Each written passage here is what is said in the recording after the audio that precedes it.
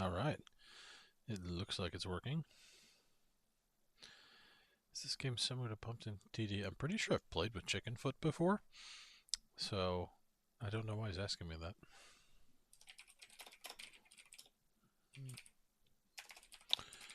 Uh-huh.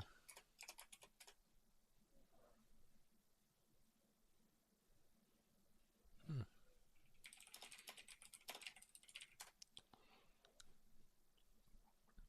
The players who play on BattleNet, despite the fact that I've been playing this game since October, it's quite addictive.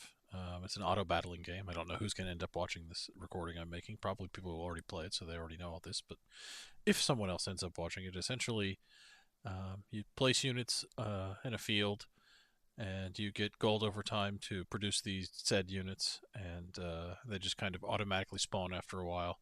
And the idea is eventually you'll kill the enemies for it in a tug of war type battle here.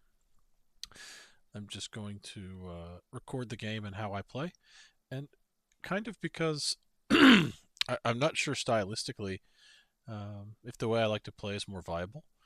I'm not really a competitive player in many games anymore. I don't really like participating in competition so much, so I don't really like playing on the ladder. Mostly because players have a certain way they want you to play, and the thing I care about most when I play any game is my freedom to kind of play however I want. So that expectation um, makes it not really where I want to play. That being said, I love understanding games and playing them well. And I've been playing a lot of this game, and even though the strategy I use most games is not the standard strategy, it works quite well against really bad players. But I've played the lines enough to think that, at least theoretically, you could choose to play this way as opposed to the standard way. So the standard kind of way you play Direct Strike is you want to create tempo as quickly as possible and take the center because you get extra gold when you cross this middle line for your entire team. And the mechanic is such that until every single unit of the opposing team has been cleared off that, and then you get a unit across, it switches. And so it feels like a big gold swing because it's plus and minus. So the first thing you do is the draft. You pick units here. The shaman, I think, is the most powerful unit of the stage one of the draft and the most important. Also, because I like to play for these in-game timings and Bloodlust is so powerful, I almost always want to take the Shaman. Banshees are the second best choice because Possess is just so difficult to deal with for certain things. And even though Zerkers are great, I'm just literally going to pick this because there's Shaman here. Huntresses are fine. I kind of like having a more beefy frontline unit as opposed to ghouls when you take lots of mines because you're really, the whole idea is you're committing to this later 15, 16-minute timing, and your 15, 16-minute timing is supposed to have some kind of value that ghouls would try to hit a faster timing. Here, I can take this for the extra damage, but statues and necros are both really good. Statues may be the best pick in this tier. And if I had archers, I actually think this is S tier too, because if you get both archers in this, archers become literally the only unit in the game that you can place and then sell for 100% gold later, effectively letting you transmute them into literally anything in your pool for no loss. So if I can get like Shaman, Grunt, Archer, that's the absolute best thing I can draft when trying to play this kind of greedy timing type of strategy. And I'm going to kind of try to explain the theory behind it. And the theory is not even something I initially started at. I really like Frostworms here. We want Frostworms with the Bloodlust, and the Mountain Giants are quite good. So we're going to take this. I'm going to take this Gold Mine on cooldown. Um, I open really greedy. But theoretically, it's not that I'm trying to outmine these players so much as I've just noticed the pattern of if I can get neither one of these towers to fall, like manipulate the wave in such a way so that they don't stack and we're always kind of fighting, kind of like here, but that this doesn't die. If I can hit my timing before that happens, I will probably win. Um, is kind of the idea. If you have that transmute trick, it's like super powerful and works like an obscene amount of the times. Without it, it still can be quite good. I'm looking to take a second mine on CD. Um, I want to see what the other guy is playing because I have Shaman. If I have something that obliterates it with Shaman for less gold than his high gold, I can potentially take this gold mine very early. And the idea being that you will not get this tower before I stabilize with the ability to use Lightning Shield and clear your ghouls or something. But if I see like maybe like huntresses or something. Okay, a single grunt. A single grunt is maybe hero, but it's not a lot of pressure. And we want to take in this greedy build order this on cooldown. I'm not sure if you're playing on a 3 stack, what the idea would be. As the pattern is more like the other players on my team are probably starting off more standard, though the BattleNet players love taking mine, so it's really hard to say. But generally speaking, I like taking this. It can sometimes bite you in the ass, but as I said, I'm playing simply to not lose this tower. And on BattleNet, you can do this very safely. I'm not sure that on ladder you can do this safely because all 3 of these players would be in sync on 1 mine, and their strategy would be to aggressively take this tower down. So it's not really something you'd be able to do. I'm going to open hero here because he didn't show something very aggressive. He didn't drop extra grunts before his thing. He could potentially be laying his own hero. And even though more units hero here, since I'm playing for this later timing, it doesn't really matter. And I kind of like taking the tempo loss out of the equation just so that as an old man, I don't really have to think about saving gold at any point in the game later. One of the nice things about this, just from a ease of play kind of thing, you're supposed to put a Q unit in front of this, by the way. You usually drop it beforehand. We're going to go Alchemist. Alchemist is actually incredible. He's great with greed. His abilities are just both very strong. His ultimate is like better than a gold mine. Both healing spray and acid bomb are stellar, and even his other ability here, you have to question if you actually stacked him with items, it would probably be better than attribute bonus. Though generally speaking, investing your gold elsewhere is generally good. Now again, we can take third mine on cooldown because, in my opinion, when you take the tempo losses early like this in the game, while they do snowball, um, it almost feels like at other points in the game when the waves are going back and forth and things potentially stack, like you just can't. Like you'll lose the line. So it's not even that it's ideal you take it fast to get like 2 extra gold. It's that you want to take these tempo losses, at least the first 3 mines, as soon as possible, because playing on 2 mines for whatever reason doesn't give you the gold flow to really help you hit any timing, whereas playing on 3 mines does. And you take the 4th mine, I've found recently, is simply to prevent your team from maybe taking this tower if they do play poorly. So that you don't take the tower before you hit your timing. Otherwise, they can counter stack and kill you easier. He hasn't really been doing much. You can put the shamans down, you can put the crypt fiends down, but since I'm just kind of staying open and still kind of like moving towards his greedy timing, I'm just going to drop some huntresses. I need some amount of front line. I don't want to run a ton of front line because at the end I want to be getting to frostworms. I want to be playing like with the better units, but I can't have none. I don't really need Crypt Fiends or W units, so I don't even necessarily have to drop them. But there's no point in really leaving the tier until I put the Shamans I know I want late game down anyway. And they're pretty good against what they're playing. But I'm just going to lay down some Huntresses now. This doesn't look like it's dying right now. It's at full health. Even though I've been incredibly greedy, we're literally on their side of the map. So when I decide whether or not I want to take this 4th mine now, it's not that I want to make more gold later. It's not that this is quite a few grunts. I might not take it. So if he blasts me, I'm not going to take this mine because I don't want him to blast me because then this will start taking damage. So yeah, this guy is already thinking, man, you've thrown my game. You should be playing for this other strategy. So I'm not explaining to this guy what I'm doing. I can't explain out loud and type to him at the same time. But this is going to be way too much damage. So there's no way we can take this 4th mine now. And now we have to cash in on the shaman, which was the whole reason that we thought we could do this. So even that first tower will take some damage here. That one regenerates, and we can attempt to stabilize with lightning shield real quick. And he overcommitted a little bit to grunts because we didn't show it early. So little things like that can sometimes help. We'll just dump all the shamans real quick. We'll give them lightning shield. And then even if we're not beating him, this shouldn't really take a hit. And if we start pushing back too hard, then I'll take that 4th mine at a little later timing to prevent us from taking their tower. The whole time I'm thinking 10 minutes ahead here. I'm not even interested in who's winning the lane at this point. I'm just trying to make it such that stacks are not happening because in my mind, I want to hit a timing that they're not going to hit because they're not going to play like me, and I can't hit it if I don't. If we let these kinds of things they're trying to do, like stack or tower push, happen. So as you can see here, he's upset, and he thinks, I don't know what I'm doing. I'm trying to be greedy, but essentially, I'm trying. I kind of think I know what I'm doing. It maybe isn't as good as what he wants to do. I'm just not playing for the same thing as him, which is kind of frustrating. However, when I'm playing on BattleNet, I don't really care because it's a casual lobby, and play however you want to have fun. But this guy is the exact kind of reason I don't want to play on ladder, because if I did something like this and they're expecting me to play in this different way, this energy is bad. And part of what we might have issues with is if this guy stays on one mine and like desperately tries to take this when I'm taking like fourth mine, I'm actively working against him. And in his mind, maybe I'm trolling, but in my mind, that's exactly precisely what I'm trying to do. I don't want this tower to fall yet, right? Since we don't have the transmit, you also want to tech a little bit faster. Nice. He's glad that the shaman's cleared the stack, but he doesn't understand that I still don't want to take tower. I could tell him, but maybe he'll get the hint when I take this mine. I just don't want to kill this tower. I want to drag this game out. And if this game goes hyper late, then the gold will kick in. And especially with this alchemist, even though he's not getting high level because I'm not playing to kill waves yet, he eventually will. It's already looking like they're not putting pressure on our tower. The time this strategy feels bad is when people are unified playing like this guy on the other side, and you will feel the immense pressure and that you won't be able to click these buttons. Like, you just won't.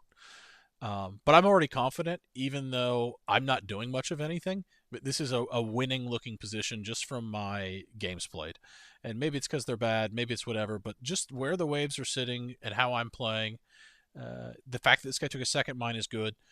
The fact that this guy's on one mine is about the one bad pattern recognition thing, and that I don't even think it's bad that he's on one mine so much as it's. I should put some units down, maybe. Actually, no, I'll just casually tech. I don't think the wave's shoving too bad. But this is what I mean. When you play the way I'm playing, it feels like more like playing combo and Magic. Whereas I'm not worried about individually what creatures on the board. I'm not worried about exactly what they're trying to do on an individual back and forth. I'm not worried about shuffling my units around. They're all kind of playing in this very fair way, and then I want to cast Cyclonic Rift and combo kill them in one turn at the end. And we'll see how much pressure this takes. This is okay. This is fast kill on the Alchemist. I often put a Ring of Protection on him just to level him a little bit faster and keep him up a little bit longer because his abilities are quite good. It might be worth moving him back end or doing things like that, but I'm not really that concerned. I definitely want to get a statue for these guys. I could potentially use Necros to stack, but honestly, I want Lusted Frostworms. And my experience is part of the reason you want to take these mines, by the way, is the ability to flow into lots and lots of Frostworms. I don't feel like I can tech quite yet. I probably should toss down this because I want it anyway. Investing in Mountain Giants requires getting both their upgrades or they're not very good. They start with 0 armor. If you don't get the magic resistance, they get shredded by certain things, and Banshees can steal them, though I'm not even really paying attention to know how many Banshees are on the field at this point. And you have to invest in the hardened skin, or they're just not that great in tanking. So I think what I'm actually going to do is just toss in a couple more Huntresses. I don't actually intend on upgrading them or anything like that. I just don't want to... I guess I built 2 statues and wasn't even paying attention, but that's actually fine. Throw too hard. I maybe want another Shaman. But I actually don't think it even matters because we're going to build the Frostworm slow. I'm not going to do any kind of transition. I'm going to literally just try to push this button earlier. If you have the transmute, you can kind of try to sell like a bunch of archers, like 7 to 11 archers or something like that, and make something like 5, 6 Frostworms or Chimeras at once. And it's like much more difficult to deal with because they don't have the gold flow to switch their army without selling, and you want to kind of surprise them a bit. But again, here, look at how I haven't really been doing anything. This is every game on BattleNet. This is just kind of how it goes. So when I say I think this works, it's not that I even think it's good. It's just this is literally what happens almost every single time I play this game. And even though this guy has things like Dryads, I swear to God, I can almost play this game doing something else blind with the formula of give Bloodlust to T3 splash, don't lose tower at the beginning, don't take their tower fast, and it just seems to win. Maybe there's some more nuance to exactly how it works, but I think it'll be all right. I don't feel like I need to be building Necros. They're not really putting any pressure. These guys are quite poor. I've got 1 Peon icon on the other side. This guy acted like he'd never played, though I'm pretty sure I've played with him before. Is this guy still on 1? He's on 2. This is really good. Like 2-2-4 is not bad at all. Maybe they took it when no, that we didn't even take the tower. That's right. So I don't know when they took it, but I'm actually glad they took it because now it's going to make it less likely we'll take this. And I feel like you really want to be taking this just a little bit later than where we're at now. You want to be taking this like a wave or two from now. And then the danger of them counter stacking kind of goes away because before I have this tier 3 splash magic damage, if they stack because of how greedy I've played, they'll just obliterate us. If I get the bloodlusted frostworms onto the field, then any kind of counter stacking potential is much less dangerous in terms of just absolutely wiping us out, and it should be some kind of back and forth type game. But as you can see here, even them playing 2-2 and me being incredibly greedy, like we're pushing on their side of the map. I'm making 150. I didn't kill this tower yet, but I don't want to kill this tower yet. I'm getting my frostworms out. Did I even remember to click the bloodlust button? Does it even matter? Like, easy. My hero has not got much experience, so maybe I should get a ring on him, a frontline unit. But I really want to slam frostworms for a bit, so maybe it's even simpler than that. Maybe I just like put him like, nah, he's fine. I mean, it's one of those things where I can tell he's underperforming here, and maybe I could do something to make that better. But at the end of the day, I don't know that it's what I want to do. They've got a lot of grunts, they've got a lot of shamans. I feel like, again, looking at the screen almost hurts me in this game as far as it just seems like if I do the things that I know win lots, they just always seem to win lots, even when it doesn't make sense, which is very strange. Well, or maybe it's just that certain things are very powerful, especially the shaman. I don't feel like I can even pull this off nearly as well without the shaman. It could even be very much that like you get shaman, you can just kind of do whatever you want. I don't know, but I like doing it, so no complaints from me. Anti-magic shield. They don't have a ton of dispel. This guy's got a shit ton of necros. He's got a shit ton of dryads. It's kind of interesting combo with the dreadlord, but don't really see them kind of death pushing that. But again, as long as I get like, I feel like you want to get about 4 or 5 of these guys down. Mins. Oh, I usually take upgrades by now, at least the attack upgrade, because the splash is good. It's generally good to get glaive upgrade as well. But I don't have that many huntresses, and I kind of want to focus on the transition. And I could even at some point in the game, if it goes hyper late, sell them into full mountain giants. Though you don't have to do something like this. Okay, this is getting a bit dangerous. Necros, a little bit overwhelming. I don't have much dispel at all. So if I had destroyers, this would make it much easier. You mix some destroyers in. These necros may actually be quite an issue. Does this guy have? Nope. And nope. We are not looking heavy on dispel. I feel like my best answer is still just to click the frostworm button. I kind of want to make this guy live longer. I kind of want to get mountain giants out as well. They'll maybe absorb the skeletons a bit and make my frostworms not take the damage. I'm getting good gold flow. It's also sometimes good to just get the double frostworm throw in, which isn't something that you really don't get to do on less mines. This is really ideal situation. I feel like even though they're getting some pushback, if it's 15 minutes and these haven't dropped, and I've got away with this, unless they've done something similar on their side, I feel like we're sitting pretty. This guy's sitting on 2. This guy's sitting on 2. Melee. He's got his own necros. Will I get the frostworm out? It's close. No, I won't. We'll do, we don't want to give it nothing. We'll give doink doink. Then we'll send in one next wave. Like, clicking these buttons for value as you're pressing, I feel like has more value like when you're actually trying to take some kind of objective. And kind of like obsessively squeezing value out of them when they're on the wave when you're playing this way really isn't as important. Okay, he's sitting back a little bit more. That's good. Okay, I didn't click that fast enough. Bad old man fingers. And look at that. Even though I knew exactly what I was going to build without looking at their units ahead of time and exactly what order I was going to build them in and kind of scripted what I was going to do, it just kind of works. Maybe lots of things just kind of work, but I mean, I love this. I'm not even really, I should be moving these guys in a little closer and doing little things like this, but I'm not really a mechanically competitive player. I don't want to click things to try really hard. I do like understanding things and finding these cool little patterns, and I really love this game and playing all sorts of different ways and trying to figure things out, but I'm not going to try to do things quickly. I don't know if you've ever seen Fifth Element, but more and more every day, I think I start to understand the little turtle guy that walks out like time not important, only life important, and he just gets like smashed to death by the doors. Like, well, at least I got you the key. I was in no hurry to continue living. I was just kind of chilling. So let's see here. Will I get to 880? Yeah, let's frostworm up. Let's just do literally nothing but build frostworms. This is what we do when we're like AFK playing. Maybe if they get to the base, we'll click the frost button. But yeah, this is the kind of game I could play all night, and they will all look like this, like every single game. And potentially, if I tried to play what I'll call the W3C way, where I kind of aggressively play the way that the teal player wanted to play this game, where I take this tower fast and I play for my own hero, quick hero stacks with the lower tier units, etc., etc., that could have worked. But I feel like I'm better at this way because A, it's easier.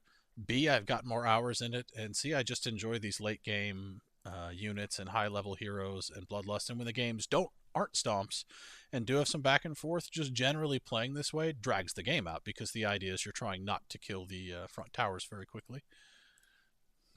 But this is looking like it's going to be over fairly quickly. I don't even really have to pay attention. I feel like I can kind of mindlessly spam some things. The Frostworms seem to be doing quite good against what they've got.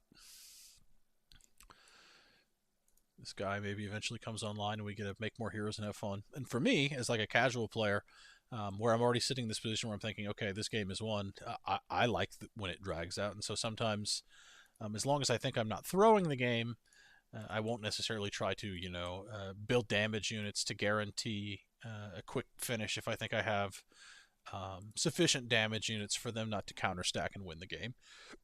So I'm going to mix in some MGs here just because I'm going to build some MGs. It's probably not a bad idea if they did ever push back.